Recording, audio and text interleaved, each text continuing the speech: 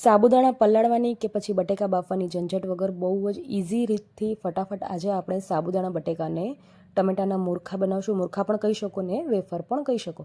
તો એના માટે સૌથી પહેલાં આપણે એક વાટકી સાબુદાણા લઈશું. સાબુદાણાને આપણે મિક્સીમાં પીસી લેવાનું છે.